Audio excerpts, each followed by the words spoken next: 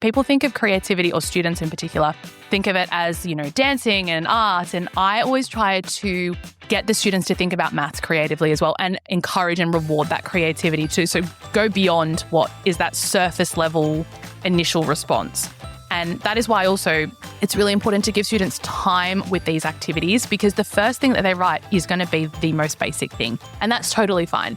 Rainbow Sky Creations acknowledges the traditional owners of the land we have recorded this podcast on, the Dharawal and Whadjuk Noongar people. We pay our respects to their elders past and present and extend that respect to all Aboriginal and Torres Strait Islander cultures.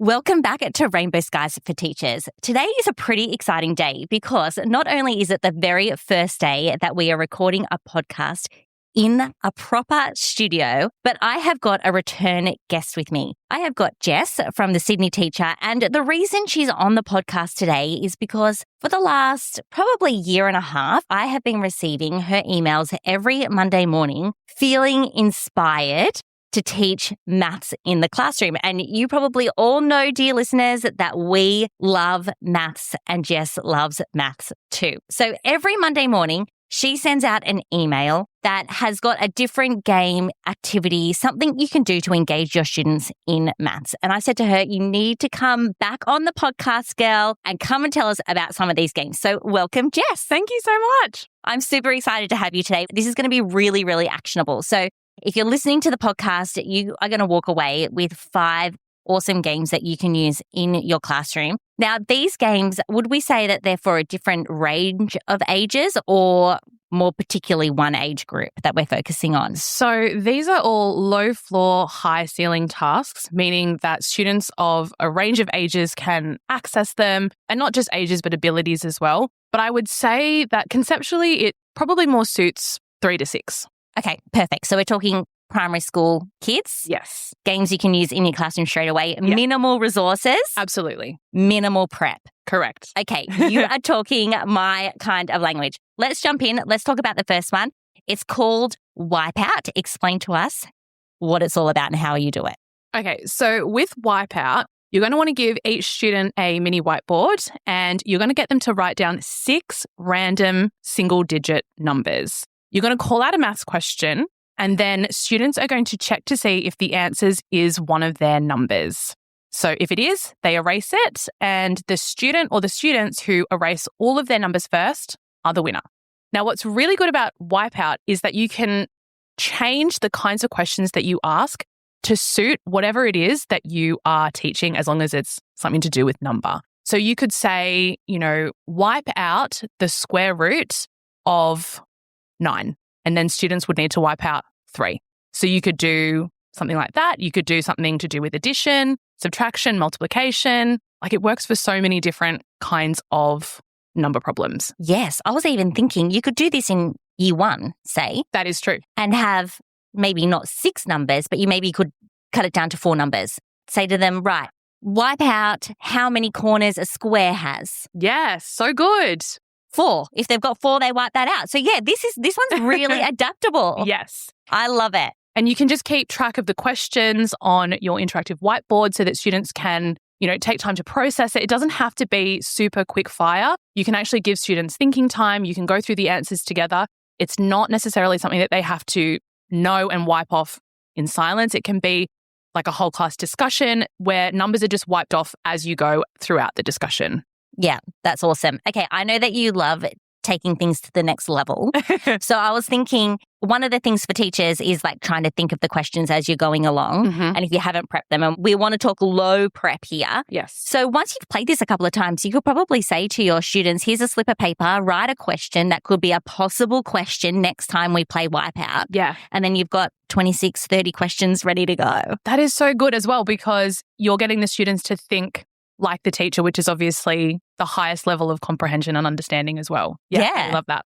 Okay, so Wipeout is our first one. I bet there's teachers driving in their car or hanging things up in their classroom already thinking, yes, I'm going to start to play that. That would be an awesome warm-up game. All right, the next one is about money. Yes. Now, we are both parents. How many times do you think you have this discussion with other parents about kids not knowing anything to do with actual money anymore? Yeah. It's really tricky because my son just thinks that money is a beep on my phone. Yeah, which it kind of is in a way. To be fair. Okay, so this is a warm-up that you can play about money. It's called How Much Is in My Pocket. Can you explain it to us? Yes, so I'll give you an example, but I'll give you a couple of different ways to adapt it. So the example that I have is, in my pocket, I have 65 cents.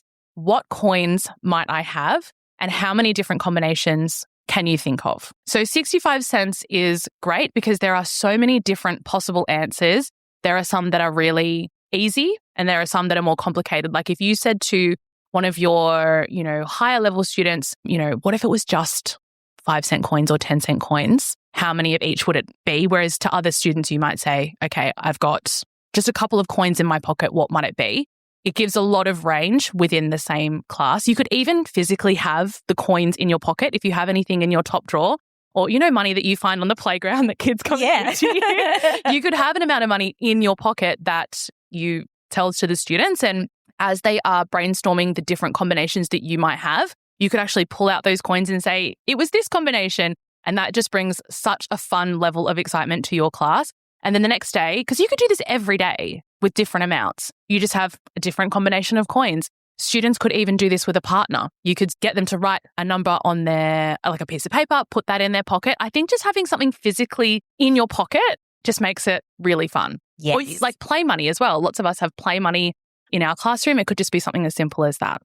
Yeah, I like that. You could adapt it for older kids because you could include notes if you wanted to. Yes, so it could be like decimals. So something easier would just be like $1, because $1 could be made, many different ways as well, but without having, the 5 cents element, or I think that's enough said about that. Yeah. Really. Fabulous. Okay, so we've got Wipeout. How much is in my pocket? Mm-hmm. Both two quick warm-ups. How much is in my pocket could even be used as a quick brain break, because it's not one that would take a lot of time. You could give everyone just a little bit of, okay, you've got 3 minutes to come up with the amounts. Someone might only come up with one combination. Someone else might come up with 3 or 4 combinations, and that would be fine because they're still doing the maths, right? Yeah. All right, the next one is called Cracked Screen. So this is an adaptation of an old warm-up that I can't remember where I first heard it, but it's called Broken Calculator. But I wanted to make this more updated for the 21st century. Yes. So instead of being a broken calculator problem, it's a cracked screen problem. So imagine that Sally is trying to use the calculator on her phone, but her screen is cracked and she can't press the 4 key. So she wants to find the answer to 34 times 42 on her phone, but she needs to do that without using the 4. So brainstorm as many answers as possible. So this is great for things like partitioning. Like if you know that 34 times 42 is the same as 30 plus 4, there's so many different ways that students could break up the numbers. You could make this easier by just having a single digit problem. You could make it addition instead of multiplication. There's lots and lots of ways that this could be adapted for the different abilities in your class or for the different grades that you might be teaching. Yeah, I like this on your example of 34 times 42 for the older students. I could imagine that you would have year 5s or year 6s looking at you with a blank face saying, I don't even know where to start with that. Great formative assessment tool to see what they know about multiplicative thinking. Do they start applying additive strategies to work out this multiplication problem and sort of get muddled up that way? Would they know that they could do 35 times 41 and then do addition or subtraction on either end of that problem? Do they know that? Yeah, a great assessment. Okay, that's a really good one for sort of the older students. As you said, you could make it easier depending, but I really like that one because I think that they'd resonate with the cracked screen too. Yes. All right, the next one is called The Answer. I'm loving the titles of these. We've got so dramatic. Wipeout, How Much Is in My Pocket, Cracked Screen, and The Answer. Can you explain to us how The Answer goes? This is my favorite one of all time because it is so adaptable. Basically, you give students the answer and they have to come up with the question. So it's sort of Jeopardy style, right?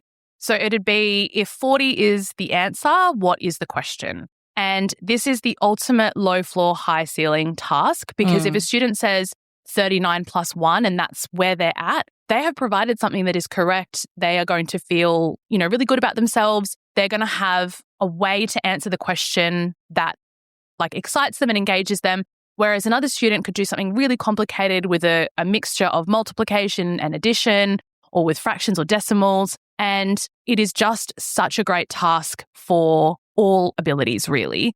But what I love about this one is I've actually worked out a way to use this for every single strand. So you could do it. You had an example before about a square. So you could say, if a square is the answer, what is the question? And there are so many things even there. A student could talk about rotational symmetry. They could talk about the internal angles. They could talk about parallel lines. There are so many things that you could do with a square. You could even do it with like a probability lesson. So if the answer is even chance, what is the question? So rolling a die and getting 3.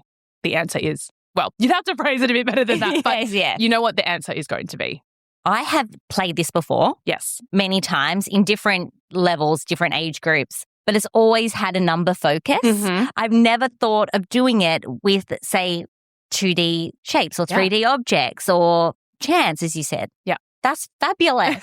So again, like a great formative assessment task, because if a student was to write, and this probably wouldn't happen, but if they said, what shape has 3 sides and the answer is supposed to be square, straight away you can see that, they don't quite know their facts about 2D shapes. Yeah. And these are all tasks that I do on mini whiteboards where, the problem might be written on the board and I am just moving around the room, giving the students space as well. I don't sort of hover, but casting my eye around and just seeing what students are answering, giving them time and space to explore the mathematical concept. And then I always bring the students together and get them to highlight or underline their most creative or exciting answer.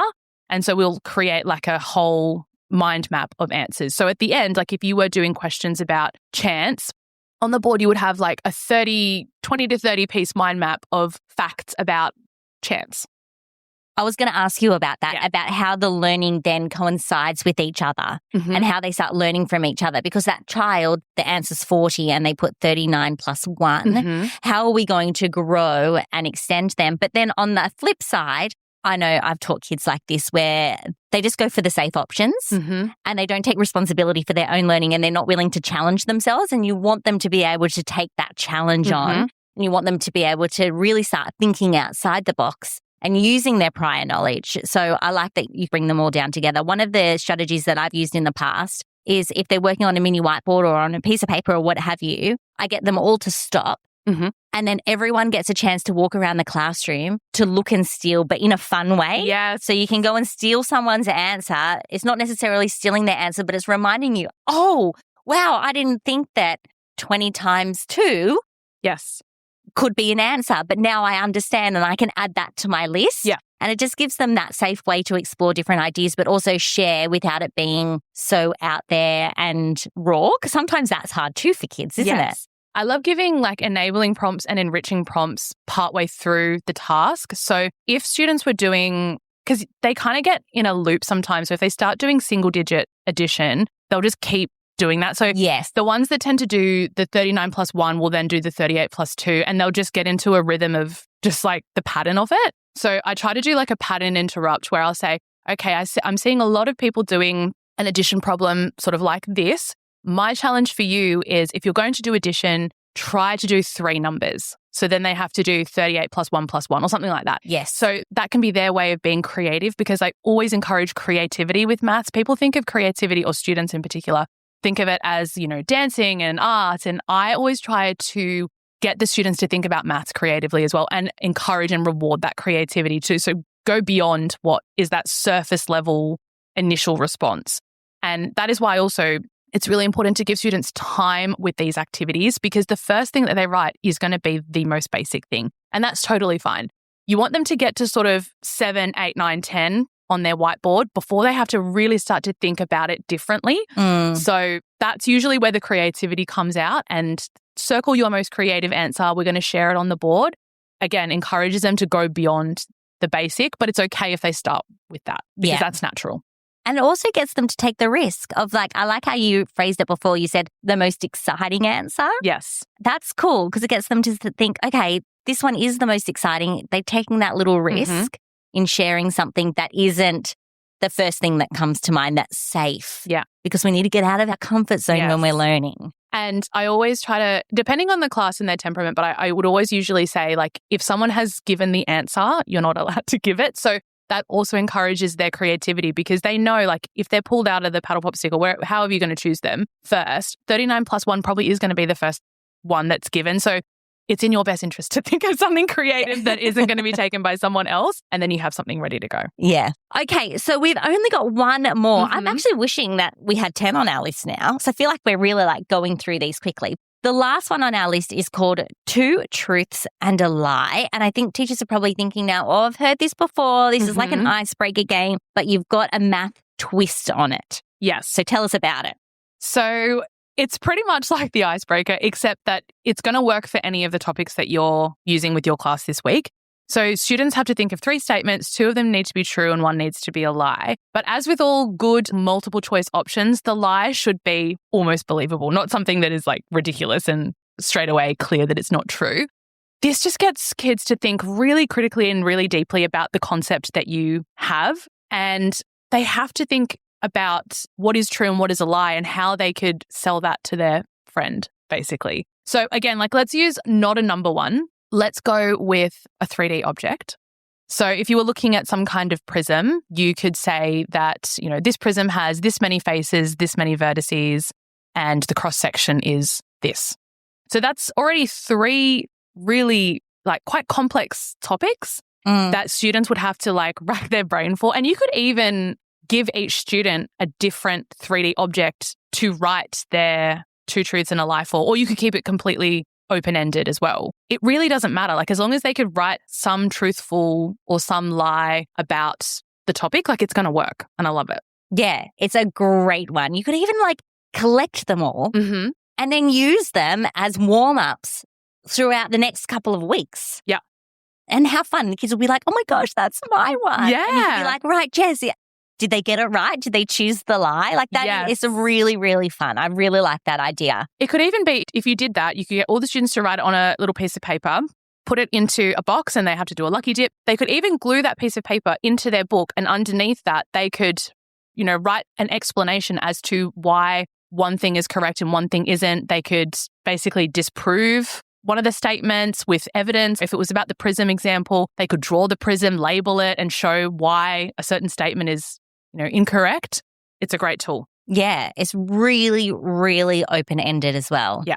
And if your kids enjoy it, if you're doing it about 3D objects one week, why not mix it up and do it about something else the following week? Exactly. The week after that. If you find something that works, double down. That's what I always say. Absolutely. All right, so there were 5 different games that you could use. And as we said at the beginning, they were more suited probably to 3 to 6, but you could definitely adapt them if you've got younger students. Before we wrap up our podcast, we have a little tradition that we stole from another big podcast. But the tradition is that a previous guest leaves a question for a guest to come. So your question, you've given us your question off the mic, so we'll have that ready for another guest in the future. But the question that's been left for you, and it's not math related, is how can teachers handle situations when they are teaching in a school with unsupportive or a difficult administrator? Oh, that's really tricky. It is hard. For people who are listening and who have been like really pumped up on these math ideas, but then the reality is they're about to step into a classroom or at a school environment where they're not feeling supported, like, my heart really goes out to you. It's awful. So I would just say that it's really important that you find your people in the school, because hopefully even if, you know, there's a tricky AP or principal, there are still other people on staff who you can confide in and seek support from. I think that staying in your classroom, you know, at lunchtime and sort of like shutting yourself off might feel like the right thing to do, the protective thing to do. But I would encourage you to go and be with your people, go and, you know, have fun conversations about things that don't have anything to do with school. When you leave school, try to leave your work at work and have a fulfilling life outside of school, because there's more to life than school. I know it's really, really hard, but if you find your people within the school, you have your own life outside of school, that can really, really help. And you can also be taking practical steps to potentially moving to a new school. Like, I have been so lucky that I haven't had that, but I have had friends who've worked in schools like that, and it just grinds them down, you know, one day after the next. But the thing that I saw help them the most was to have a life outside of school and to just start to take steps towards finding a school that was more supportive and encouraging of them. And once they left, Things were better. Yeah. Yeah. I think it is really, really hard when you have an administrator that's difficult or unsupportive. However, I will say that more often than not, those administrators are not in your classroom with you all the time. So, you know, they may be difficult, they may be unsupportive, but what happens in your classroom is up to you. And it's okay for you to put things into place that you and your students really enjoy and try and find those bright pockets. Yeah. I mean, it is hard when you're in a situation where life is not fun at school, but try and find those little pockets of fun. And I think you're right. You need to look for the things outside of school that really help you as well. And know that you can move on or make sure that you're spending time with people that inspire you at your work. Yeah, absolutely. Well, Jess, it has been a pleasure. This is your second time on the podcast. So I'll make sure that we link in the show notes our first conversation. That was also about different math games. Yes. Those low floor, high ceiling activities. We shared so many different ideas. They were more for the students in grade 5 and 6, if my memory serves me right. So we will link that in the show notes if you want more maths inspiration, more of Jess, and who wouldn't? But before we go, I'm going to ask you in a minute where people can find you. But before I do that, if you want more ideas like this, I highly recommend that you jump on Jess's email list because every Monday, we're recording this on a Monday. Yeah.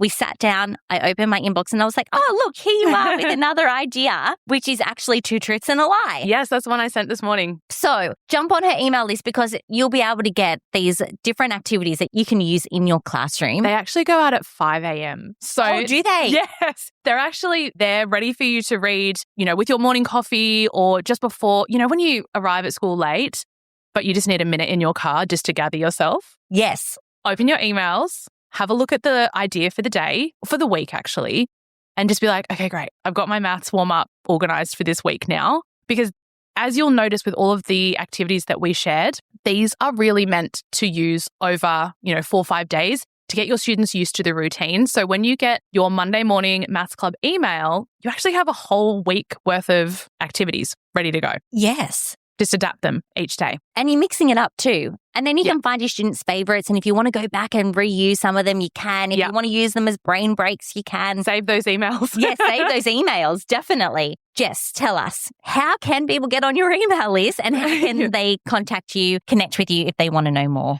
Okay, so if you go to Instagram and look me up, The Sydney Teacher, if you send me a DM with the word Monday, I will get your details. It's just an automation, but I'll grab your details and then you'll be on the list so that the following Monday, as long as it's within the school term, because I do take a little break in the holidays, you will be on the list for getting the next installment. But the moment that you join the list, I actually give you a maths warm-up. I email you an idea straight away. Because if you were to email me at 7 a.m. on a Monday and that week's email's already gone out, I don't want you to wait a whole week to get your next or your first installment. So as soon as you DM me Monday, I grab your email. I will send you one of my most favorite Monday morning ideas. And then you'll be that'll tide you over for the week. And then you'll be on the list. And you've already got 5 ideas here too. Exactly. So true. So you are set up and ready to go. We will make sure that those 5 ideas will be linked on our podcast page on our blog. Yes. So that if you want to go back and read them, if you're a visual learner like me, then you can go back and read them or you can come back and re-listen to us. Share this episode with a friend if they teach maths and they're looking for ideas and inspiration because that's the way that we can help each other as teachers as well. That's exactly why I do that email because I just want to share these ideas. And what I want to say as well is that I don't share these ideas because I'm really good at maths or because I'm super, super confident with maths. I still get maths anxiety sometimes. So the reason why I started this email list was to show you that you actually don't have to have all of the answers. These are all open-ended activities. It's good to have a few answers in your back pocket and I'll give you some of those. Each email has example answers. But if you're thinking, I'm not very good at maths or I struggle with maths or sometimes I get a bit anxious getting up in front of my class, these activities are for you because that's exactly my experience as a teacher. I just wanted to find things that I could grab and go and not really think about because these ideas didn't really come to me that easily. So I had to sort of sit down and think about them. And I don't want you to do that. I don't want you to think, oh my gosh, what am I going to do this week? I have no idea how to engage my kids because Even I struggle a little bit. So that's sort of where this all comes from. I just want to package this up for you so that you can grab it and go, no matter what your own ability as a maths teacher is. That's fabulous. It's such a service to teachers because we know primary teachers have so much on their list. Yeah. This is just one thing that they can take off and have awesome lessons at the same time. Yeah. It's like a win-win. Hopefully. Thank you, Jess, so much for joining us. You're welcome. Thank you.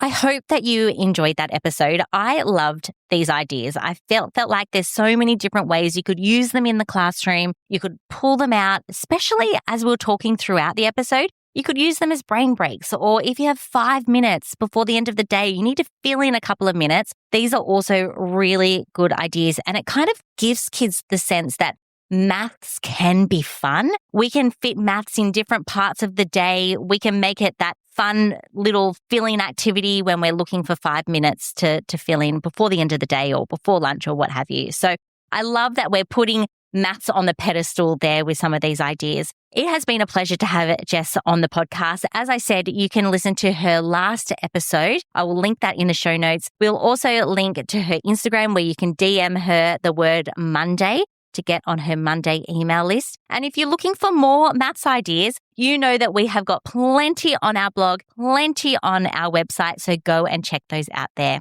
We will be back next week, same time and same place. But until then, there are rainbows ahead, my friend, and together we're unstoppable. Thanks for choosing to listen to Rainbow Skies for Teachers, the go-to show dedicated to teachers who want to make a big difference in education. If you enjoyed the episode, please leave us a 5-star review or share the episode with a friend.